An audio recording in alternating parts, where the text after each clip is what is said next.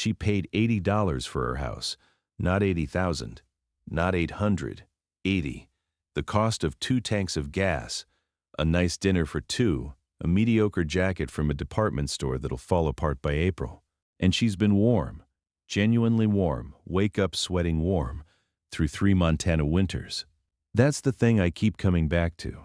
3 winters in Bozeman, January nights where the air outside drops to 11 below, wind off the Bridger Range that cuts right through you, the kind of cold that makes your molars ache just standing in it. And she's sleeping at 61 degrees Fahrenheit inside a nylon pod the size of a large dog crate, heated by a single tea light candle in a paint can. Her name is Ivanka Horeka. She's 51.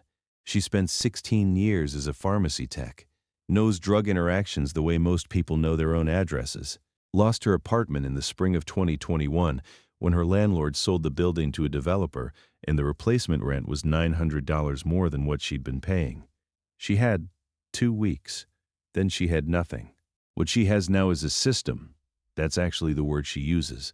Not a tent, not a shelter. A system. And once you understand what she actually did, not the glamorized version, not some survival fantasy version, the actual physics of what happens inside that orange dome, you realize the word is exactly right. So let's start at the part that sounds like it can't be true and work backward until it makes sense. The shelter is a Surviveware pop-up emergency bivouac pod.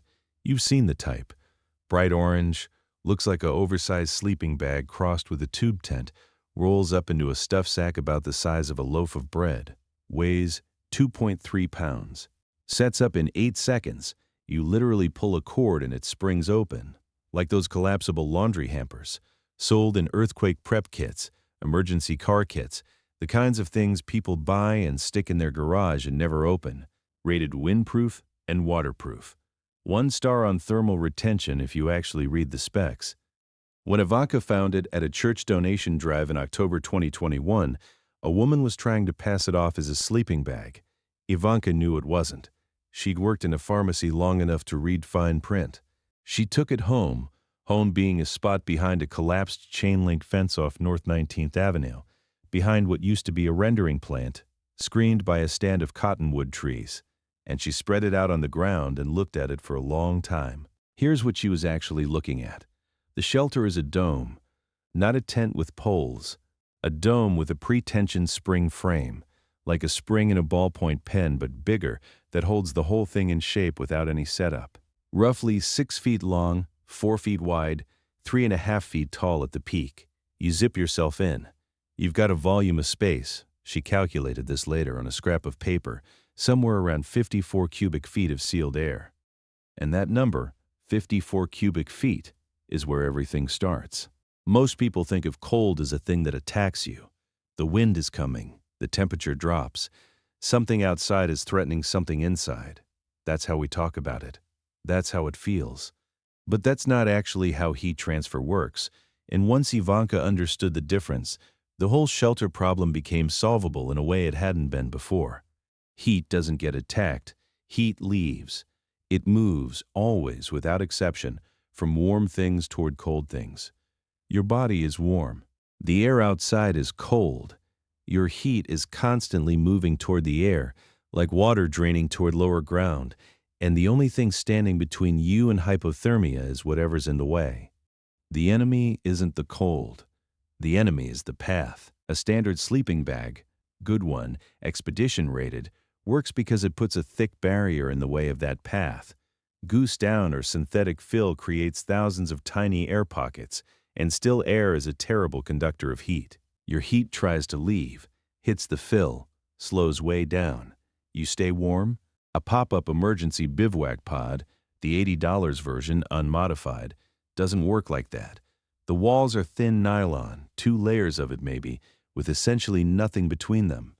Your heat leaves through those walls like water through a screen. The pod keeps rain out and wind out, but it doesn't keep your heat in. You'd be marginally better than sleeping under the stars, but not by much. In 11 below weather, that's a meaningful distinction. So how does Ivanka stay at 61 degrees? She doesn't use the pod the way it was designed to be used. The first thing she did, that October before her first winter was go to a dollar store in Bozeman and spend $4 on an emergency Mylar blanket, the crinkly silver kind, the ones that look like oversized pieces of aluminum foil and feel like they'd disintegrate if you breathed on them wrong. She brought it home, unzipped it on the frozen ground, and started measuring. With a piece of twine she'd scavenged and a chipped thumbnail, the right one yellowed at the tip from a turmeric paste she uses for her joints, she measured the interior dimensions of the dome, 67 inches long, 44 wide, curved ceiling about 40 inches at the center. She did the arithmetic on a flattened cereal box, cut the Mylar into panels, duct taped them to the inside walls of the pod, silver side facing inward. That matters. Mylar reflects radiant heat, infrared radiation, back toward its source. Your body radiates heat the way a radiator does, constantly, in all directions. Without the Mylar, that radiant heat hits the nylon walls and passes through. With the Mylar on the inside, roughly 90% of it bounces back toward you. You are, in effect, sitting inside a mirror that reflects your own heat back at your body. It's the same principle that makes emergency blankets work when you wrap one around a person in shock. They don't add heat.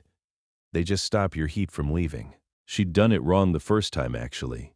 Silver side facing out, because it seemed right.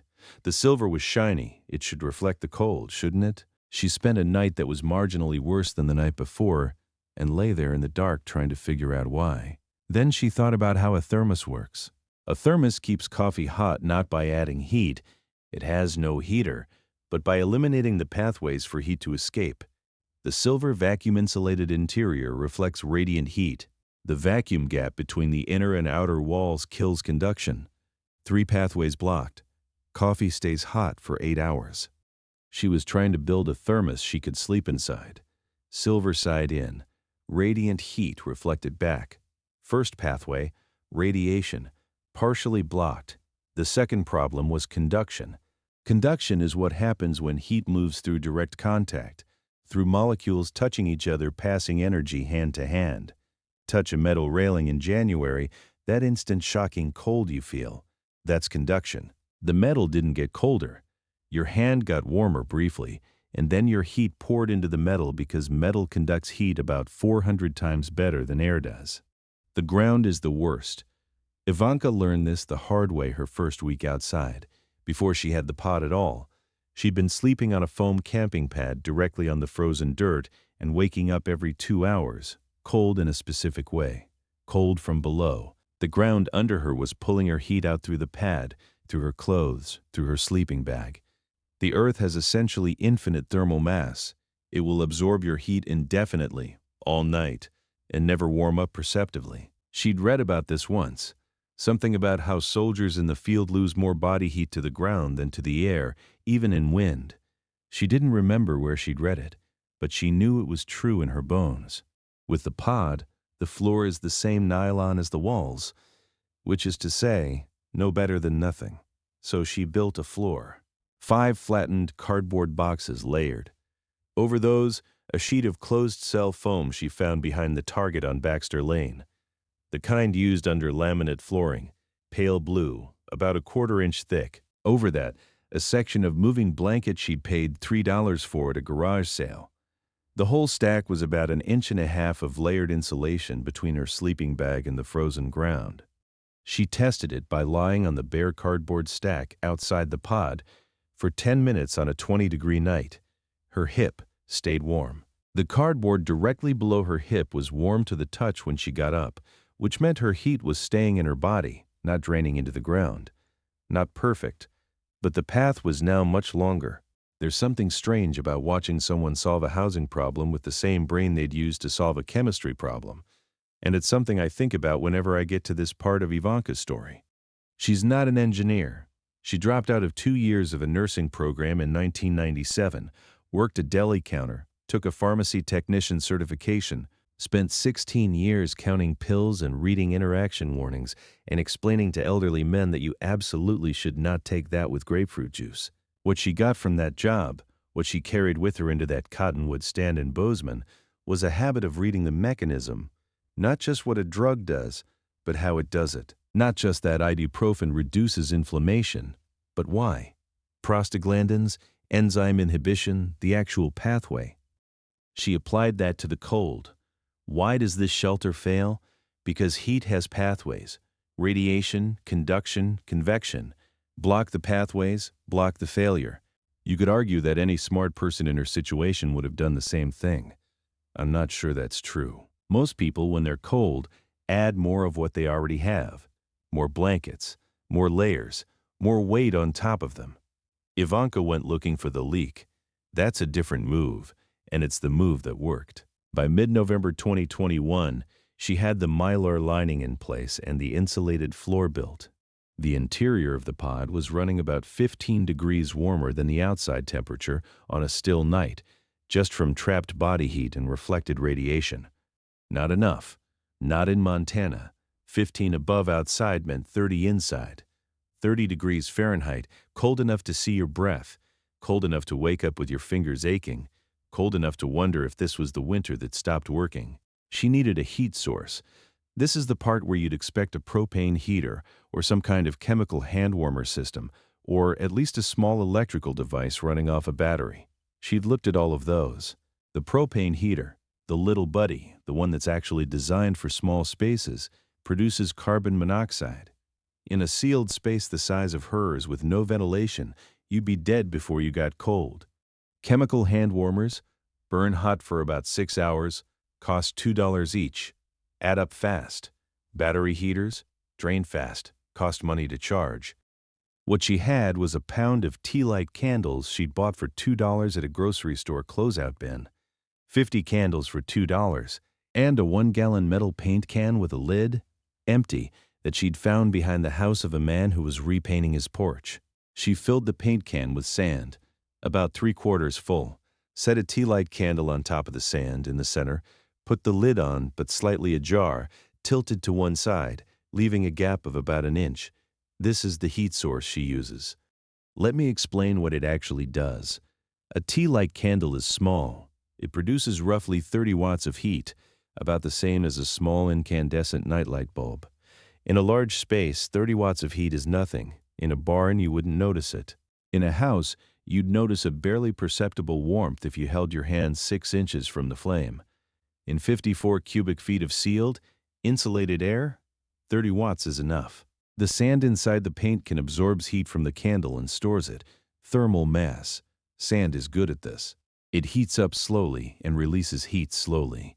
The paint can becomes a small radiator, warmer than the flame itself across its entire surface, radiating heat in all directions without the open flame that would eat oxygen faster.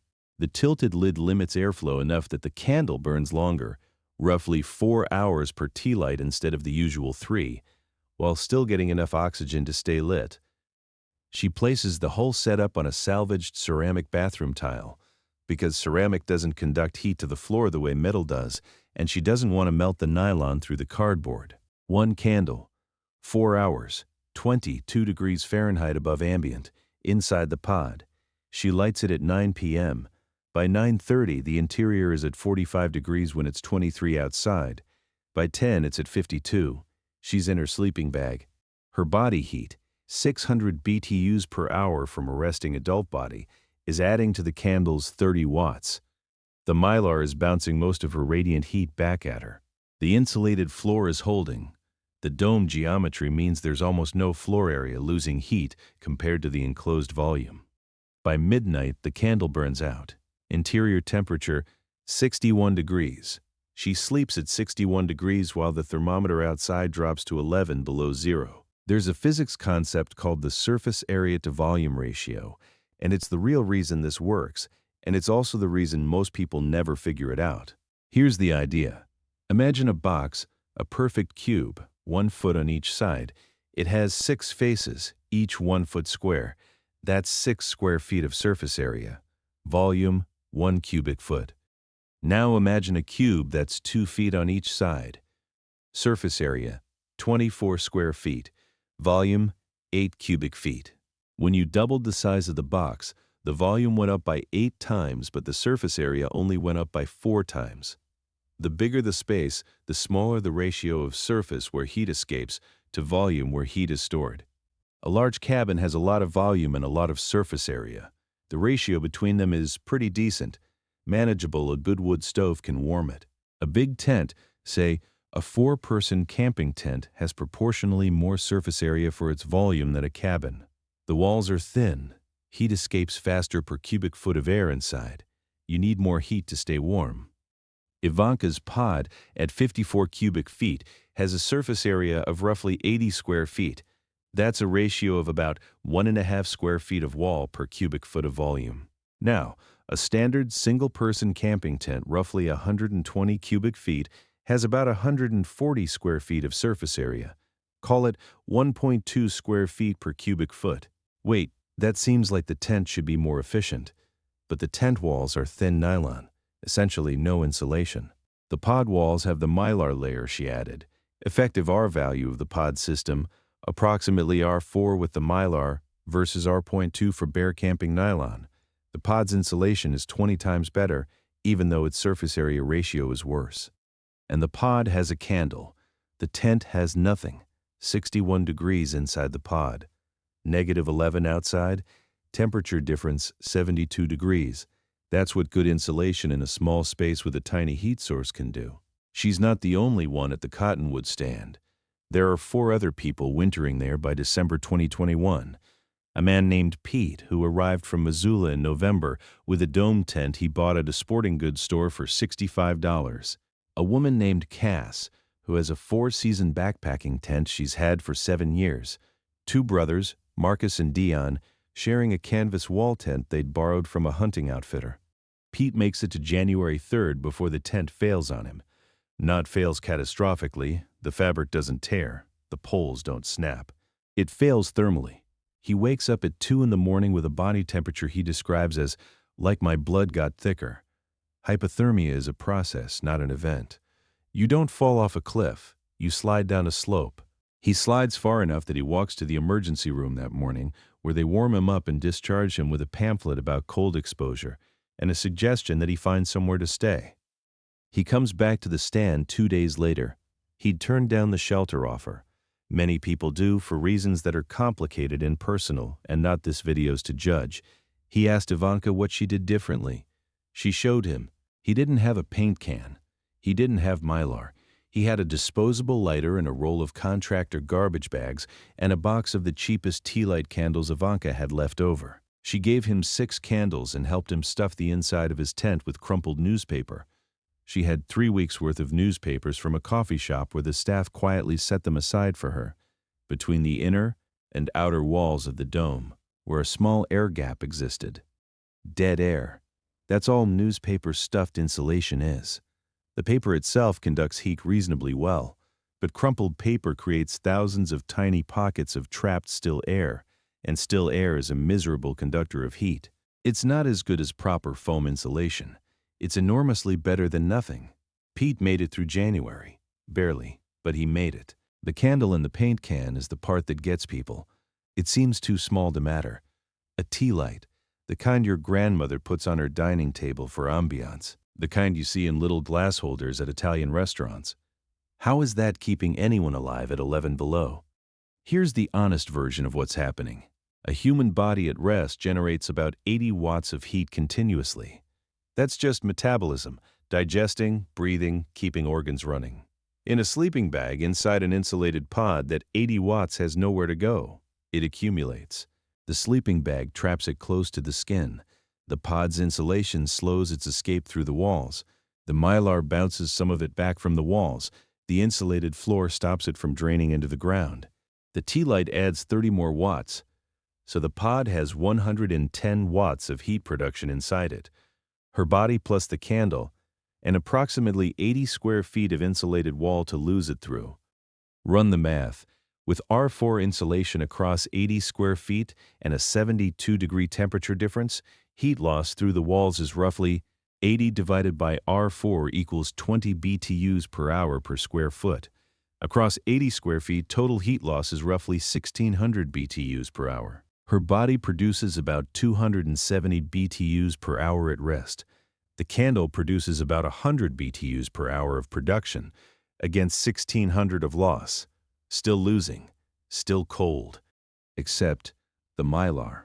Her radiant heat, maybe a third of her body's total heat output, gets reflected back by the Mylar rather than absorbed by the walls. That recaptures roughly 90 BTUs per hour. The insulated floor saves maybe another 100.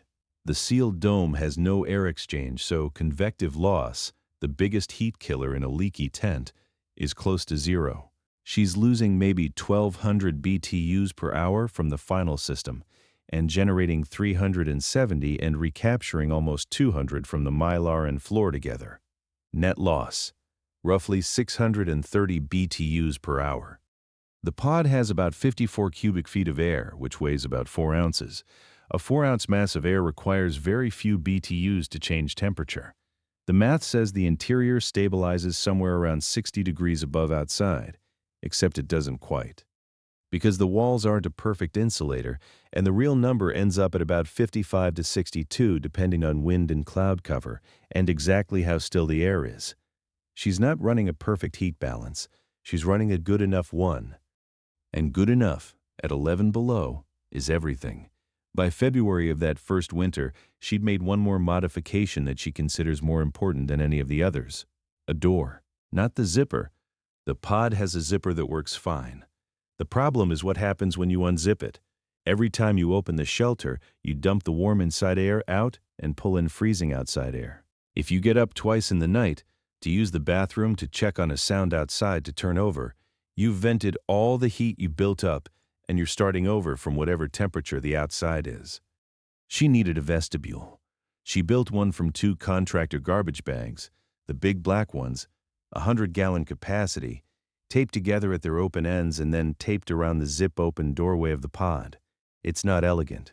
It looks like a large, deflating balloon attached to the front of a space capsule, but it creates a buffer zone. You unzip the pod into the garbage bag vestibule, zip the pod shut behind you, do whatever you need to do in the vestibule, which is cold, but not exposure cold, and then re-enter the pod, zip the vestibule shut, and the pod has lost almost no heat.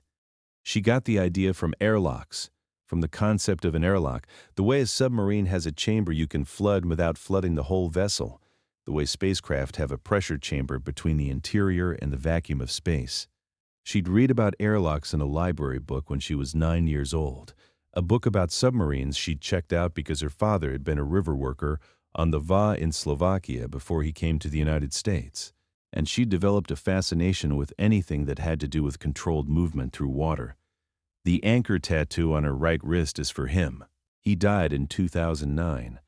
She never thought she'd use the concept of an airlock 30 years after reading about it in a library book while staying alive in a Montana winter. Life prepares you for things you can't predict it's preparing you for. March 2022. The cold in Bozeman holds through March. This isn't a Colorado March, where you're seeing 50-degree afternoons by the second week. This is still hat weather, still below freezing at night. But the worst is over. The deep cold, the 11 below nights, the nights where the trees crack from thermal stress, those are behind her. She's made it. Not triumphantly. Not with any sense that a corner has been turned or a new chapter begun. She's still behind the chain link. She still wakes up and checks whether the Mylar has pulled loose from the wall where the tape is dried out. She still counts her tea lights. She buys them by the 50-pack at a dollar store 2 miles away, paying $2 each time. And she's found that 1 pack lasts her about 6 weeks in winter. She still thinks about her apartment, about the building on East Mendenhall Street that now has a different name on the outside and rents for $800 more per month than she ever paid. She doesn't talk about that much. She talks about the system. In the spring of 2022, she takes the pod down, checks every seam of the Mylar lining, replaces 2 sections where the tape is given out, rebuilds the floor insulation with fresh cardboard and new foam scraps. She stores the tea lights in a Ziploc bag inside a plastic tote she keeps padlocked. She writes a list on the back of a receipt from the dollar store, small, neat handwriting in blue pen. Check Mylar adhesion, replace cardboard floor, new supply candles before October, tape reserve vestibule garbage bags. She does this every spring, like a homeowner doing maintenance. The second winter, January 2023, she runs an experiment. She knows a woman at the stand named Fatima who has a good 4-season backpacking tent. A real one, a marmot that cost $400. Fatima was a nurse in Minneapolis before things fell apart for her. Different story, different unraveling. And she's methodical in a way that Ivanka recognizes and respects. Fatima doesn't have Ivanka's system. She has the good tent and a 0-degree rated sleeping bag, and that's all. They agree to measure. They buy 2 cheap stick-on thermometers from a hardware store, $3 each, and tape them to the inside of their respective shelters at chest height. At 11 p.m. on January 14, 2023, Bozeman hits -9. Both thermometers are in their respective shelters. Both women are in their sleeping bags. At 2 a.m., they compare notes. Fatima's tent, 37 degrees. Ivanka's pod, 58 degrees. 21 degrees warmer, inside a shelter that cost 1/6 the price of Fatima's tent. Fatima looks at the numbers for a while. She says, "That's wild." Then she says, "Can I help you make one?" They spend 3 weeks through the rest of that January building Fatima's tent into a rough version of Ivanka's system. The tent can't take Mylar on its walls the same way. The poles create pressure points that would tear the tape loose. So they work out a different approach. Freestanding Mylar panels propped against the interior walls with small scraps of cardboard, not taped, just leaning. Less effective, maybe 80% of what Ivanka's has. Still a huge improvement. Fatima's tent, with the floor insulation and the panel Mylar and a paint can of her own, stabilizes at 51 degrees on a -9 night. Still 14 degrees colder than Ivanka's pod. The dome geometry, that's the difference. The dome distributes structural stress evenly, allows the Mylar to be taped flat without pull pressure points, and produces a shape with the best possible ratio of enclosed volume to wall surface area among all the simple geometric forms a shelter can take. A tent, with its rectangular floor and angled walls, has more surface area for the same volume. More surface, more heat loss. Architecture matters even at this scale, especially at this scale. She's still there. Fall 2024, she's behind the cottonwood stand, and the orange pod is set up, and the Mylar is in, and she's got 250 packs of tea lights in the tote, and she's checked the floor insulation and replaced one section of the garbage bag vestibule where a branch poked a hole last spring. She's also on a waiting list for subsidized housing through a program run out of a church on West Babcock Street. The list is long. She's told anywhere between 8 months and 2 years. She doesn't count on it. She's been on lists before. What she counts on is the system. Something she said the last time she sat down and actually talked through all of it. She said, "People think the cold is the emergency. The cold isn't the emergency. The cold is just physics. The emergency is not understanding the physics." She said it without drama, just matter of fact the way she'd explain a drug interaction. This medication affects this enzyme. This enzyme does this. If you combine these 2 drugs, this is what happens. If you don't manage heat loss through these 3 pathways, this is what happens. She knows the mechanism, warmer than the woman in the $400 tent, not because she had better gear. She's warmer because she understood something the $400 tent's manufacturer didn't think she needed to understand. The manufacturers assumed you just use the tent and freeze a little less than you would under the stars, and that was enough. They weren't trying to keep anyone truly warm in an open camp in Montana in January. Ivanka decided that wasn't enough, and an $80 shelter, the cheapest thing in the church donation pile, turned out to be exactly the right shape for what she needed to build. There's one more thing about this that I keep thinking about, and I want to sit with it for a minute rather than just moving past it. The pop-up pod, the Surviveware bivouac, was designed for emergencies, short-duration emergencies. Earthquake survival, car breakdown in the mountains, the kind of emergency that lasts a night, maybe 2 before rescue comes. It was never designed to be a home. And Ivanka looked at it and saw something the designers didn't intend. She saw a geometry, a sealed volume with a specific surface-to-volume ratio, a material capable of accepting a reflective lining, a shape that could trap heat if you gave heat something to work with. She saw the mechanism. The thing is, most people, given that same orange pod in that same situation, would have used it the way it was designed. Climbed in, zipped it up, tried to sleep, woken up cold, maybe survived the night, maybe not. Decided it wasn't good enough and looked for something else. Ivanka asked why it wasn't good enough, found the answer, fixed it. I don't know if that's a lesson that applies to anything beyond this specific situation. I'm not sure it needs to. What I know is that she spent $80, the price of 2 tanks of gas, and she built something that kept her alive through 3 Montana winters.